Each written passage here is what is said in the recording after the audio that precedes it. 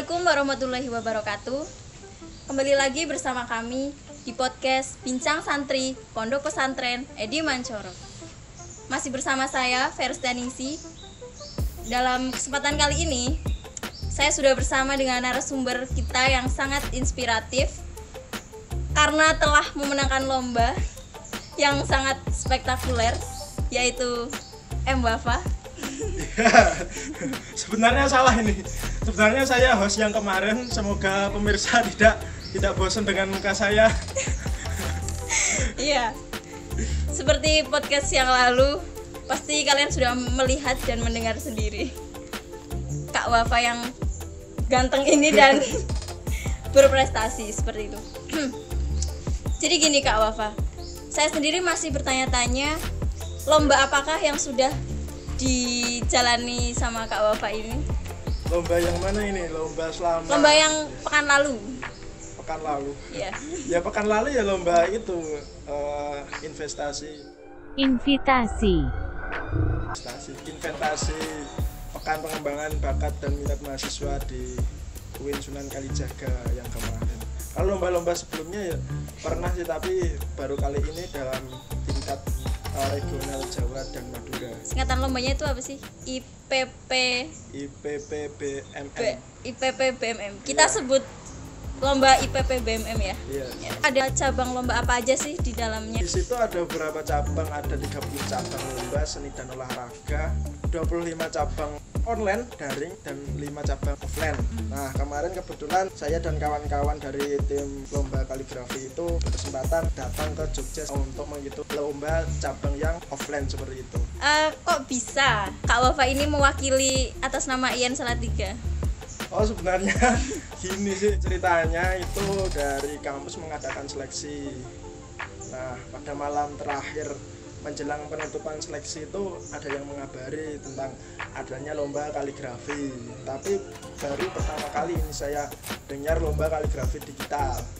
Nah, itu iseng-iseng aja saya mengirimkan satu karya sama Bapak Burhan namanya, Bapak dosen di IAIN Salatiga.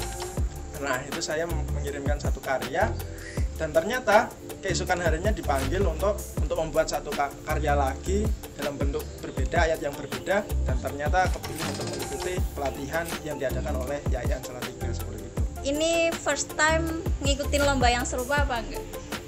Kalau mengikuti lomba kaligrafi itu udah pernah sih, zaman dulu SD pernah mengikuti lomba.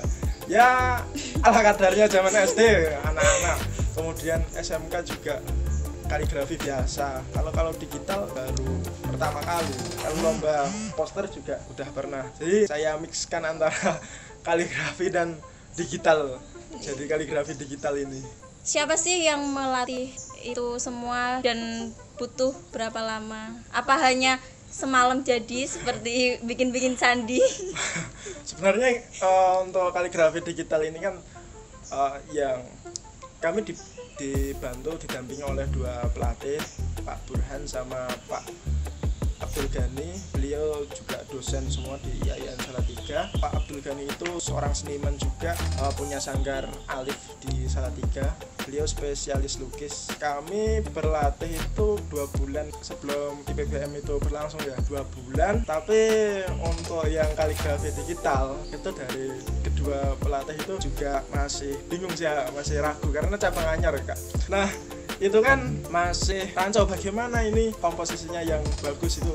Saya berinisiatif lihat tutorial, kebanyakan tutorial kaligrafi digital itu dari Pakistan, dari Turki, jarang yang bahasa Indonesia. Tapi saya mencoba untuk pelajari, mengeksplor betul bagaimana itu kaligrafi digital. Ya seperti itu latihannya. Teman-teman pasti penasaran kan dengan hasil karya dari Kak Wafa ini.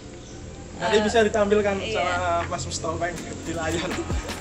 Bisa dilihat di sini ya teman-teman. Mesti ada itu filosofi tentang kaligrafi itu sendiri. Mungkin bisa dijelaskan. Untuk filosofi sendiri sih itu sebenarnya gini, cabang lomba kaligrafi itu ayatnya ditentukan dari panitia Hamin 1 hari sebelum lomba ketika pas TM.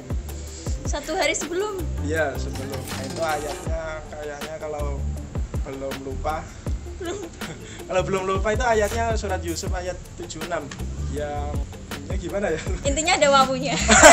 Ya ada wawu besar.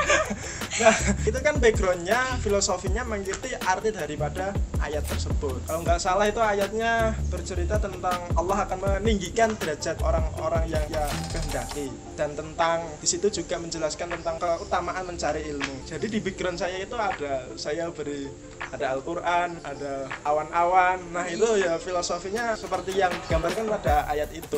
Biar filosofinya juga nyampe ke ayat tersebut. Soalnya tema daripada background itu kan dari panitia, temanya sama dengan ayat itu. Berarti setiap perlombaan orang-orang itu beda-beda ayatnya. Sama. Oh, sama itu ditentukan sama panitia. Kok bisa sih memenangkan medali emas di cabang lomba kaligrafi digital ini? Kira-kira ikhtiarnya apa aja sih?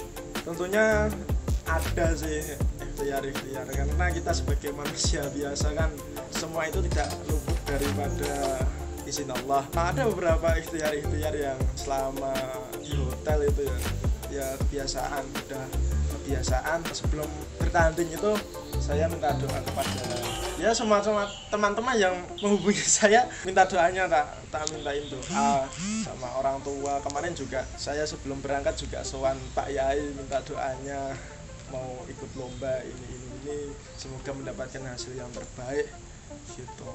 Ada satu yang bukan amalan pada malam sebelum lomba itu kemarin itu saya WA orang tua, minta doanya mau besok mau tanding gitu. Terus dijawab sama orang tua saya, perbanyak sholawat aja sebelum lomba pada malamnya, suruh 2 rakaat sholat hajat sama sholawat 1000 kali hadroh kepada guru-guru, kepada kiai-kiai.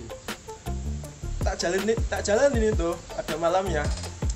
Karena sebelum lomba itu 3 hari di hotel nggak bisa tidur. Wih, itu karena faktor apa itu? Bukan karena biasanya tidur di karpet biasa. Di pesantren kan tidur di karpet, di sana terlalu empuk ya kayak di hotel nggak bisa tidur ya.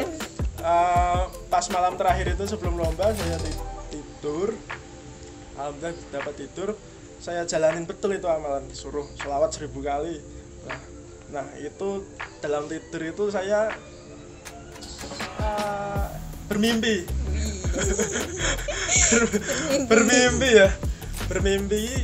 kan sebelum tanding ada evaluasi akhir dari pelatih, ada wawu pada harokat itu disuruh diganti pensil itu.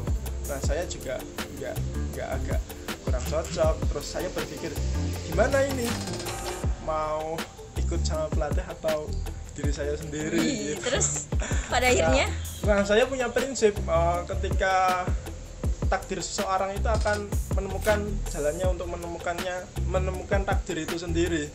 Nah kalau emang takdir saya seperti itu, kalau takdir saya menang ya ada jalan-jalan melangkah itu untuk mendapatkan takdir saya untuk menang. Kalau kalah ya ada prosesnya, jalan-jalan untuk menjadikannya saya kalah.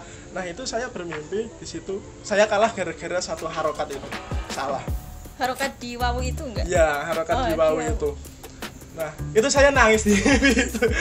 Terus bangun tidur saya sebelum tanding, wah ini gimana ini, saya mau diubah apa enggak. Terus saya udahlah pasrah aja, nanti ada jalannya sendiri saya untuk menemukan takdir saya jika Tuhan mengizinkan saya untuk menang. Nah ternyata ada cerita menarik di situ. Ketika tanding kan waktu 8 jam di ruang rektorat Rama di UIN Sunan Kalijaga. Nah itu 8 jam itu waktunya terlalu lama ternyata. Sebelum duhur itu sudah sebagian sudah selesai. Kemudian pada saat duhur toh ada beberapa anak yang kembali. Saya dari UIN Wali Songo sama yang Cirebon, Tulungagung, sama yang terakhir mana ya? Ya itu 4 itu. Nah 4 itu kan saya udah selesai sebenarnya. Mau keluar itu ada bapak-bapak ya agak sepuh masuk ke dalam ruangan. Di mana yang lain gitu? Di mana yang lain? Cuma 4 orang ya. langsung ditanya-tanya sama bapak-bapak itu. Sebenarnya nggak tahu siapa itu bapak-bapak itu. Saya juga penasaran, ada bapak-bapak pakai sarung, pakai kacamata, bapak-bapak sepuh. Nah itu ditanya, kamu dari mana? Dari Win Wali Songo, teman-teman saya yang peserta sama-sama Wali Songo. Siapa yang mengajar kaligrafi di sana? Ya ngobrol-ngobrol santai gitu, enak sama bapak. Kemudian saya juga ditanya, kamu dari mana? Dari Salatiga. Dari Salatiga. Siapa pendampingnya? Pak Abdul Ghani. Oh, itu kenal saya itu. Kemarin juga diskusi sama beliau. Suruh kesini aja gitu sama bapak-bapak itu. Oh, jangan ding, jangan. Nanti aja saya tak kesana diskusi. Kan beliau juga, Pak Abdul Ghani juga ada pameran di Winsuka itu. Pameran kaligrafi. Nah, di sana coba lihat karya kalian gitu sama bapak-bapak itu. Di situ dilihatkan, beliau itu mengecek satu-satu dari UIN Wali Songo, kemudian dengan saya, ini gimana Pak? Seperti ini gitu. Ini ada yang salah gitu. Ada dua komentar. Ada Wawu itu kan saya agak bimbang di Wawu itu. Nah saya menceritakan, ini gimana enaknya Pak? Wawu ini diubah kayak gini sesuai yang instruksi pelatih saya sebelumnya yang saya ngimpi gara-gara itu kalah itu. Nah itu ternyata saya tanyakan, oh, gimana Pak? Wah ini nggak masuk kaidah, diubah aja, berarti diganti Pak. Iya diganti aja. Sama ini ada satu yang salah, ini kebalik hurufnya, nggak bisa dibaca diubah nggak apa-apa Pak.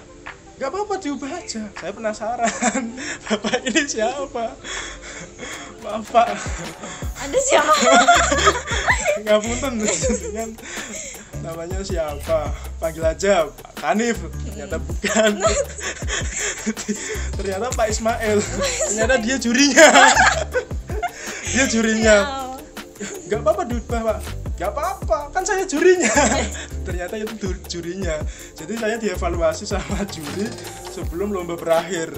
Ada 4 orang anak itu yang dievaluasi, yang dari Tulungagung juga dikoreksi sama Pak Ismail. Pak Ismail itu juga jadi juara.